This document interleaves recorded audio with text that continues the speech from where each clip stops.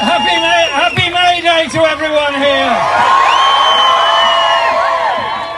May Day is historically a time of celebration and a time of renewal. It was a rural and an urban celebration all over this continent and many others. And I think the presence of so many of you here today is an indication of how we're determined to protect our planet, our natural world and our environment. Thank you, every single one of you, for being here today. And thank you to all those people, not just over the last few weeks, but over the last decades and before that, who've campaigned to try and persuade people to understand the necessity of our relationship with the natural world being one of respect and working with the natural world rather than just seeing it as something to exploit. I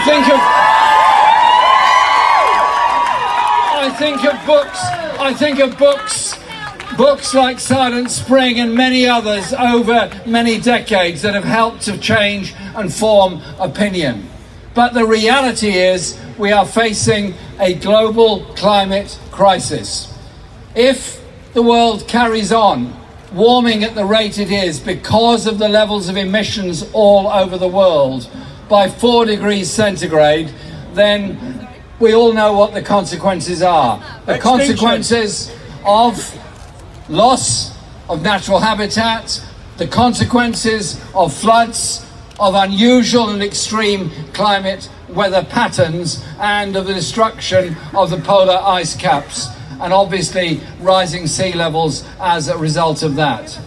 Even if we didn't go as far as 4, it's 3 degrees, there is still a major problem and disasters around the world.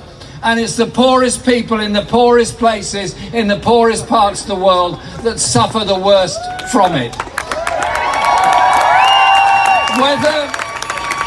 Whether that is children growing up in polluted streets in industrial America or Western Europe, losing as much as 10% of their lung capacity before the age of 5, or it is people being literally asphyxiated by air pollution in urban India or in parts of urban China.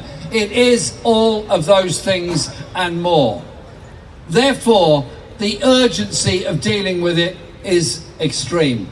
But it's also a sobering reality that since 1970, only 49 years ago, think of 49 years ago in the great spread of geological time and history, we've lost around 2/3 of all plant and animal species.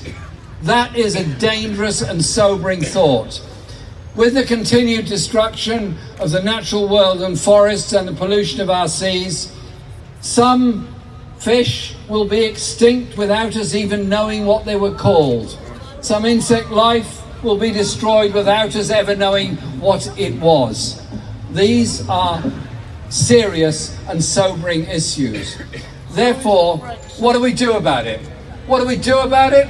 The pledge of trying to reduce the growth, the rise in average temperatures by 1.5 degrees means there is a degree of sustainability in prospect. And those that have campaigned over many years have achieved some things. The Toronto Protocol on CFCs, the Kyoto Protocol, the Copenhagen discussions, and the Paris Climate Change Accord didn't come about because political leaders readily rushed to those cities in order to come to an agreement. They happened because of the reality of what we're doing to our natural world and our environment, and the reality of what climate change would do. It is popular movements all around the world for decency, for sustainability, and protection of the natural world that is so very important. And so, after all the discussions, we put today to Parliament the declaration that the British Parliament should be, as it turns out, the first in the whole world to declare there is a climate emergency. And that happened today. And I'm very pleased that happened today.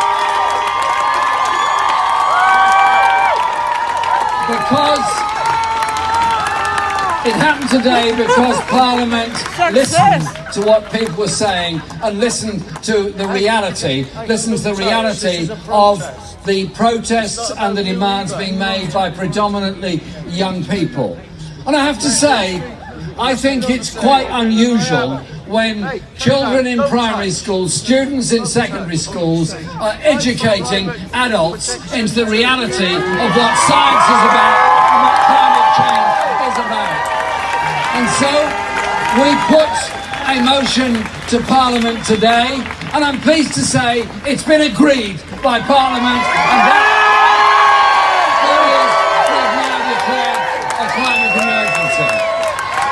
But that is not the end of it. Merely declaring an emergency indicates we understand what the emergency is. It's what we do next.